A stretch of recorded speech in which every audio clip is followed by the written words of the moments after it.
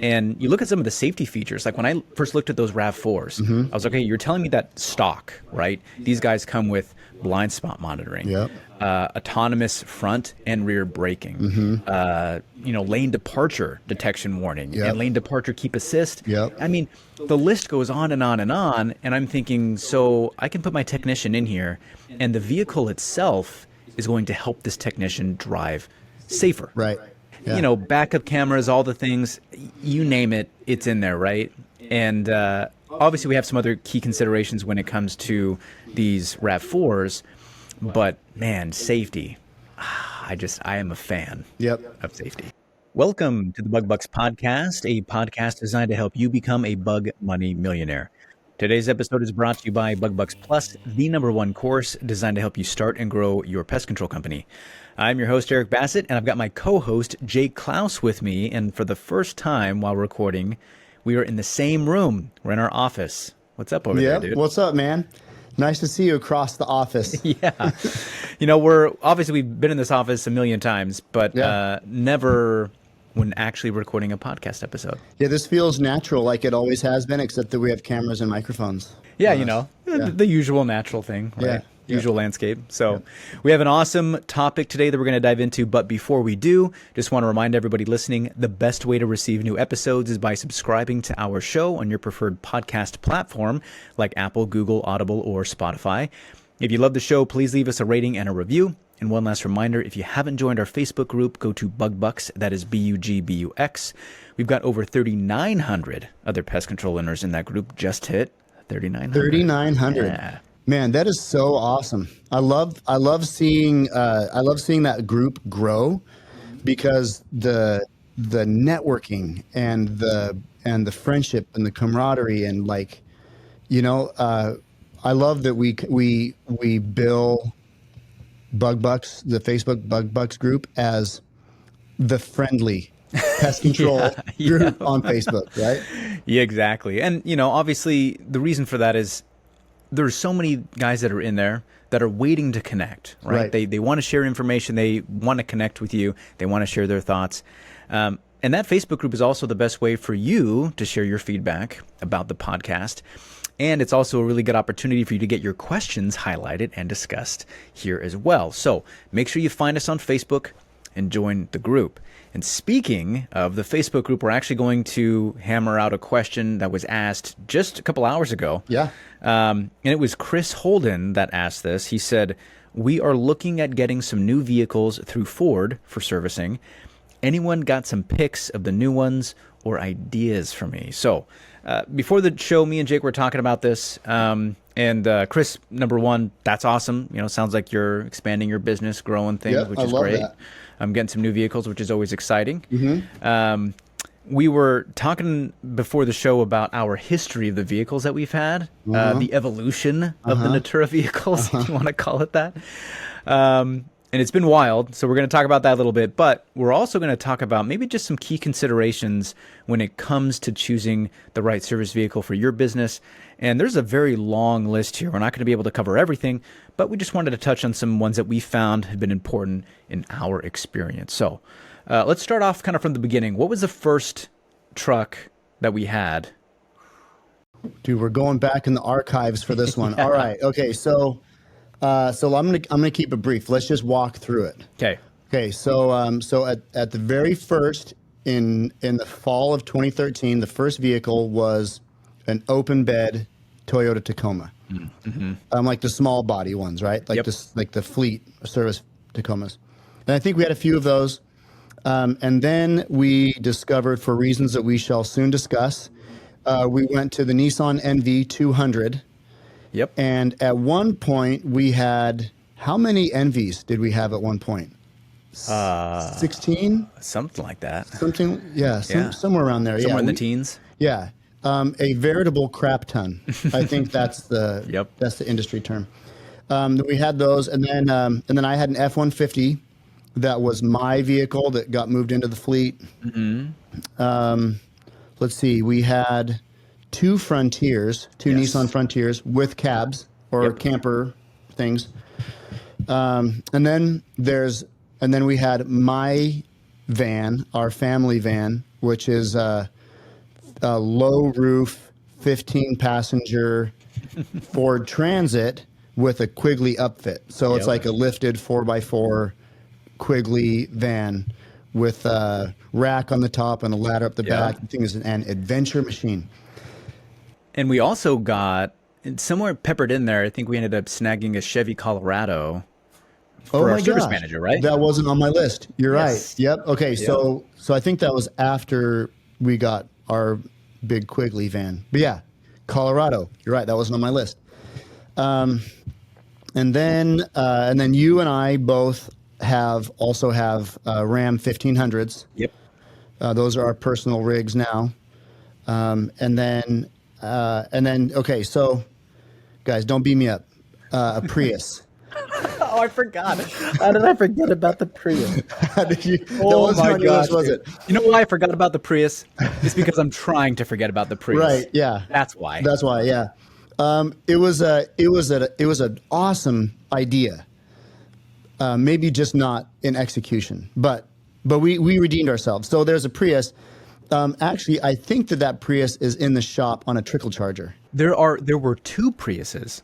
Okay, so we bought two. We had two Prii, right?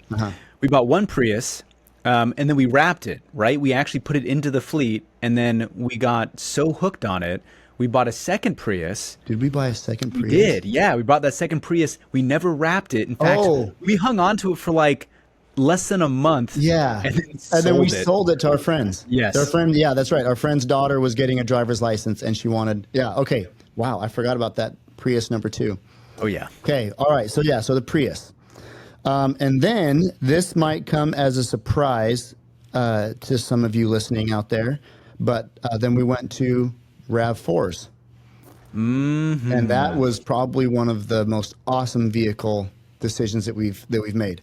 Maybe that sounds surprising because I say RAV4, and a lot of you out there who are servicing out of trucks and vans and stuff are thinking, what the cuss? How do you do a RAV4?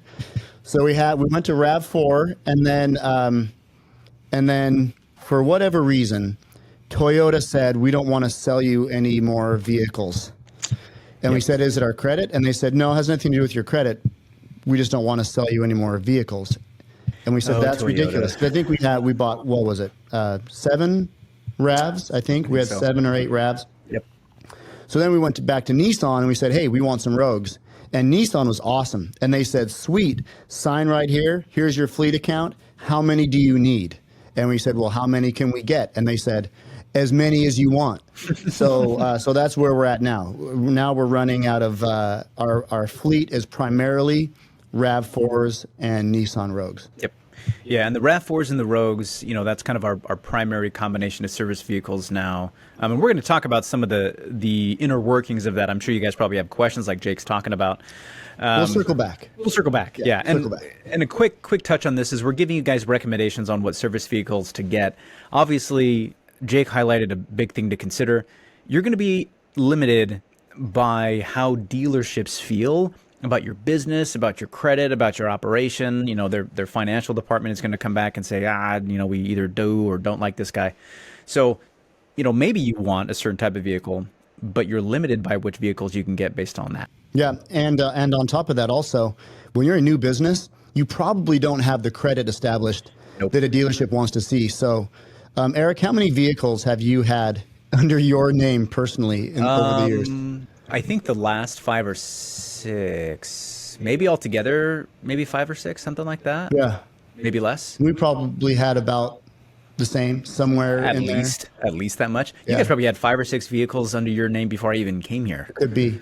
Yeah. So, I mean, and obviously we don't have to dive into the logistics of signing for vehicles here, but a lot of times, you're going to go from personally signing on these vehicles and then, transferring over to the business and then co-signing on the vehicles, right? Versus just having the vehicles be in the business name, or when you're a guarantor for the vehicles. There's a lot of other things we don't have to dive into today, but that is a very good point. That's probably its own episode. Yeah, that could be. That could very much be its own liability. So, we're going to talk about some of the key considerations now that we've kind of gone through the history of some of these vehicles. Before the show, we were kind of going back and forth, made a little bit of a list here, so we're going to cover these with you. Jake, I'm going to let you take a strike at the first one here. What do you have on your list? What's number one? So consideration. So we've got the 3 C's, the 3 C considerations, right? So the first one's climate. All right. So like I said, we started out with Toyota Tacomas. And what happened was when we first started the company, I had business partners that were from the Central Valley, California area, South Sacramento, Turlock, Modesto. So anyway, down there, that's where they ran. They ran with Tacomas. And, it's an open bed. There was no camper shell on it. And down in the Central Valley, it rain. How much does it rain in the Central Valley? Oh, how much? An inch a year. Not enough. Yeah, not enough, right? So down there in the dry climate, it's totally fine. The same thing that you'd run into probably if you're servicing in Arizona or New Mexico or Nevada, anywhere where the climate is warm and dry, right? That's totally fine. But the problem that we ran into was, we bring these Tacomas, open bed Tacomas from the Central Valley up here to the Pacific Northwest, where I think that we see something, it's ridiculous. It's like 280 days of rain per year or something like that. Like, it's not the same climate. So we've got these open bed Tacomas, and they've got the toolbox, right, that sits in the cab up against, or in the bed up against the cab, and the technicians would go to get their product out, or their B&G or whatever, and they open up that toolbox, and the rain gets in it, and then they close the toolbox, and it stays like that at 50 degrees for months, and you can guess what happened, right? So we were having to throw product away, we were having to throw equipment away because it'd get covered in mold, and then the lock boxes would get filled with mold, and it was just nasty. So when you're looking at service vehicles, take a tactical pause and think to yourself, what kind of climate are we in? What kind of climate are we dealing with? Does my service vehicle option, does it match the climate? Because to me, that's like the number one consideration. You don't want to have an open bed concept in a rainy environment. Yeah, no thanks. I remember the first couple of times I came over here, and I think when I came over here, it was during the wintertime. And I remember driving on the freeway, and I could see the moss growing on the concrete dividers on the freeway. Yep. And I was so confused because I was like, okay, number one, it's wintertime. But number two, what is that doing there? Moss and then on everything. Right. And I started driving by houses, moss on rooftops. I started driving down neighborhoods, and you see moss just growing on cars. Moss is growing everywhere where it doesn't usually grow. Yep. And for you guys listening, it just kind of gives you a little bit of a taste of what the humidity and moisture level is like in the Pacific Northwest. You see all those movies in Seattle and the rain and inescapable. Yeah, that's a true story. Yeah. So the north and west sides of everything are covered in moss. When we first moved here, I remember it was like one of my first accounts that I was servicing. We were like just moved here, and I walked in the customer's backyard, and I was blown away. It was the first time that I ever saw a fuzzy, mossy dog turd. The dog turd in the grass, and it was just covered in moss. And I stood there and I stared at it. I thought it was like a hairy slug or something. Nope, moss. Nope, no, it's moss. Yep. So we're going to bounce back and forth on this list here. My number one is going to be safety, right? When taking considerations into buying vehicles, especially nowadays, right, you consider the average age of the technicians that you're hiring these days. I mean, we're talking 18 to 22, 24-year-old guys. You guys are pretty young. Yeah, and I don't know if it's the same way for everyone else out there, but our insurance really bangs us up, especially on the age for some of these drivers. Yep. And we had lots of incidents with these guys, with the NV200s and the Tacomas and everything else. And you look at some of the safety features, like when I first looked at those RAV4s, I was like, okay, you're telling me that stock, right? These guys come with blind spot monitoring, autonomous front and rear braking, lane departure detection warning, and lane departure keep assist. I mean, the list goes on and on and on. And I'm thinking, so I can put my technician in here, and the vehicle itself is going to help this technician drive safer. Right. Yeah. Backup cameras, all the things, you name it, it's in there, right? And obviously we have some other key considerations when it comes to these RAV4s, but man, safety, I am a fan of safety. Yep. In fact, we have one backup vehicle right now in the fleet. We always, okay, well, I don't know if, I'll just mention it. We always keep a backup vehicle. Yep. When your fleet gets to a certain size, there's nothing worse than your technician hits a deer and the front end needs to be rebuilt and you're down a vehicle and all of a sudden that guy's out of work and your routes get backed up. So we always keep a spare vehicle. They're wrapped. It's like ready to go. And our son, our oldest son, is driving now. He's 16. So he's driving that spare vehicle. And we love it because it's as safe as can be. You know, it's got all the safety bells and whistles. So we feel a bit safer, you know, having our son out there on the road driving that. Yep. No, 100%. What's the next one on your list? Capabilities. Yeah, capabilities. So that was the other. Okay, so if we look back at our list, the NV200. So the NV200 was the big fleet vehicle forever, right? Mm-hmm. Well, as our business started expanding and like crawling out of the city and more up into like the hill areas and mountainous areas, outlying areas, we would have issues with the NVs being able to get up people's driveways because they're heavy, they're loaded down. And so then we said, okay, well, let's get some vehicles that are a little bit more capable. And that's when we got the Frontiers. We got both those Frontiers for that reason. The Colorado we got for that reason. And then we would just assign those technicians that were driving those rigs. If we had an outlying service route that was out in the boonies, we just assign it to that guy. So that was a big consideration for us. Oh yeah. Well, and you know, going to the RAV4s and the Rogues even, one of the models that we looked at, we required it to have all-wheel drive. And the NV200s are front-wheel drive, which in this climate is actually not bad.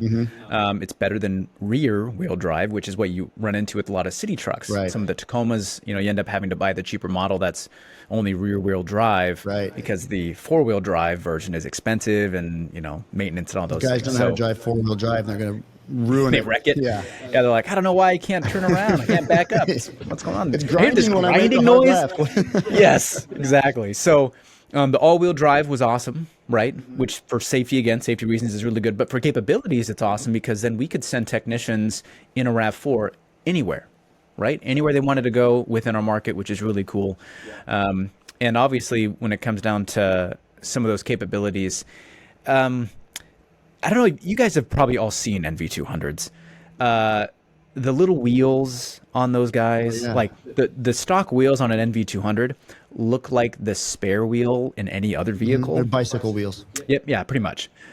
We've replaced a lot of those wheels just because like a technician would hit a rock or like accidentally hit a curb and the tire would be fine, but the steel wheel would be just demolished. Right. You know, like for all intents and purposes, those NV200s were kind of like the pop cans of our fleet. Yes. Yeah. Right.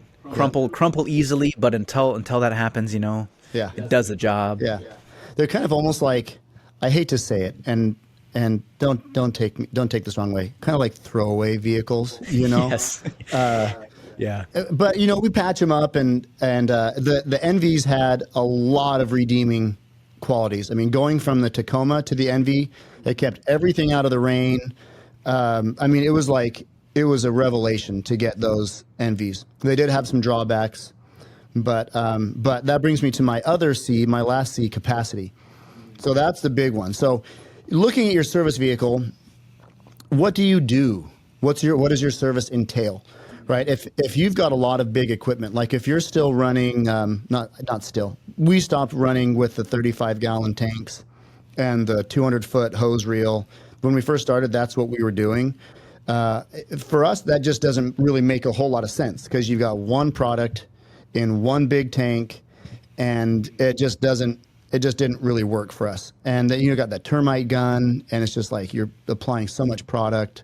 So we got away from that. But if you're still running a service rig where you've got a big tank and a hose reel, and you've also got a crap ton of bait boxes in the back of your truck, and maybe you've got a ULV fogger, and you've got all this other stuff, then you got to account for that when you're considering what service vehicle you want to run with. Yep, 100%. And the Envies were kind of nice because they had a little bit of height, right? I mean, the whole back of that was just this covered partition.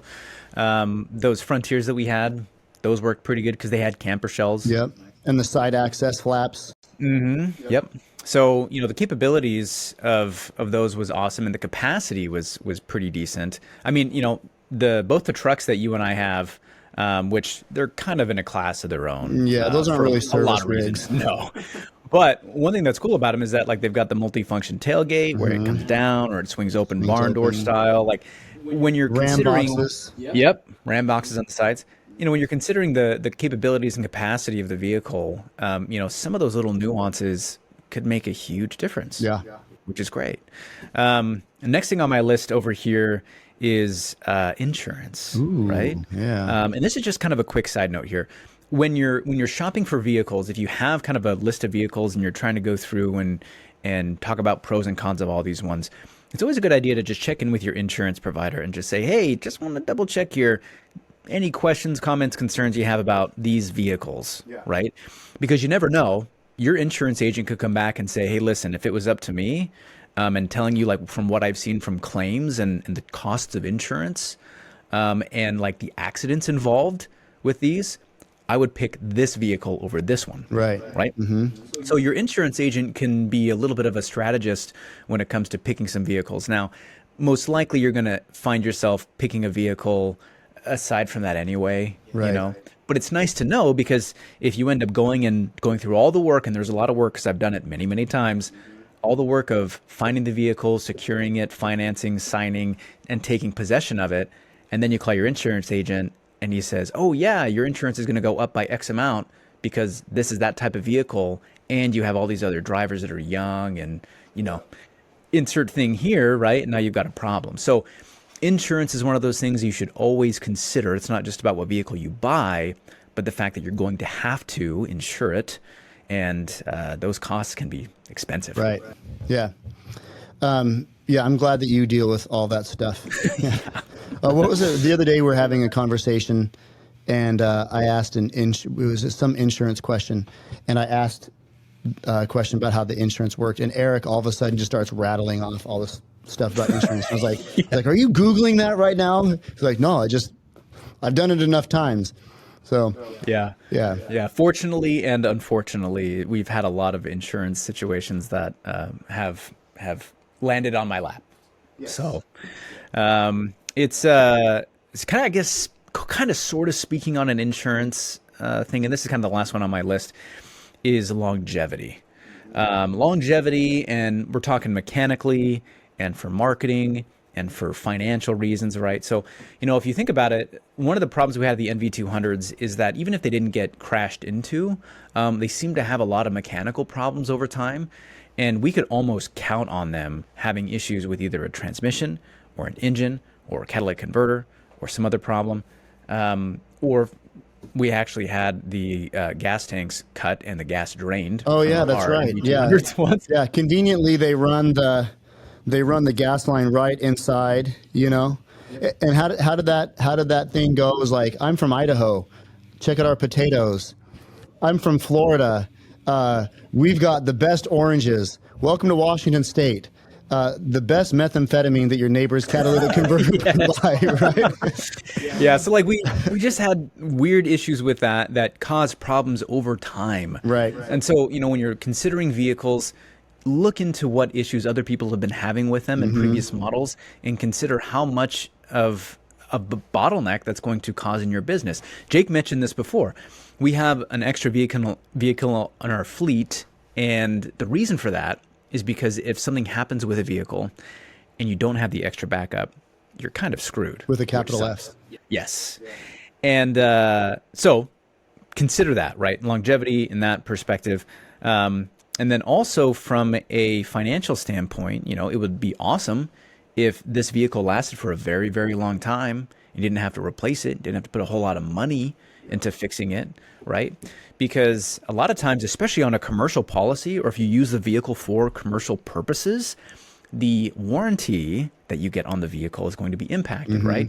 So if you go and you buy a vehicle personally, they consider, well, how much is this guy going to drive it? What he's going to use it for personally? Fine, you get a whatever it is. He's the one. He's the one paying for it, and he's the one driving it. So, yeah. So if you go through a commercial financing, especially, or if the dealership finds out that you're using it for commercial, they're going to have feelings about that warranty, and now you're, dealing with a sucky warranty, and you have a vehicle that's going to break down. Oh, that's going to be kind of painful over time. And then the other thing you got to consider is the vehicle that I'm about to buy, does that look the way that I want my vehicles to look for at least the next 3 to 5 to 6 years? Right. Because if it doesn't, and you feel like you're going to want to make a change, pump the brakes for a second, right? You're about to make probably a major financial investment in your company with these fleet vehicles. Make sure that it lines up at least from a marketing perspective too. And the other thing you can do too is, I've seen, and there's nothing wrong with this, but I've seen PCOs who will have like an older model Suburban or something like that, and they put their wrap on it, and it's like 3 generations old, right? That says something in the appearance. So one of the reasons why we really like the RAV4 is because, number one, Toyota is very, very slow to make any kinds of changes. Yes, they are. Right? I mean, like a few years ago, there was this big thing that Toyota was super excited to announce about the 4Runner. It was like power mirrors or something stupid like that, right? So do a little bit of research into the vehicle you're looking at getting. Is that model that you're looking at, is it already 4, 5, or 6 years into that body style? Because if it is, then in probably another year or two, that vehicle is probably due for a body change, a body upgrade. And then at that point, your fleet is going to look dated. So that's another consideration. Yep. So, and again, as we said before, this list is actually much longer than we have time for to tackle today. So just a couple of key things. If you guys have any questions, or if there's any other topics you want us to hit on vehicles, you want us to have maybe a podcast episode part 2 on some of this stuff, drop your questions in the Facebook group. And of course, we appreciate all the time that you guys are spending listening in. If you have a coworker or a manager or an owner who you feel could benefit from listening to this episode, the best way to say thank you to us is to share this episode with them. Again, this episode is brought to you by BugBucks Plus, the #1 course designed to help you start and grow your pest control company. If you haven't joined the Facebook group yet, go find the group and join. It's BUGBUX. Lots of information and great connections in that group. Thanks again for listening in, and until next time, keep building those pest control companies. If you enjoyed today's episode, please show your support by subscribing and leaving us a 5-star rating. Thank you, and we'll catch you on next week's episode.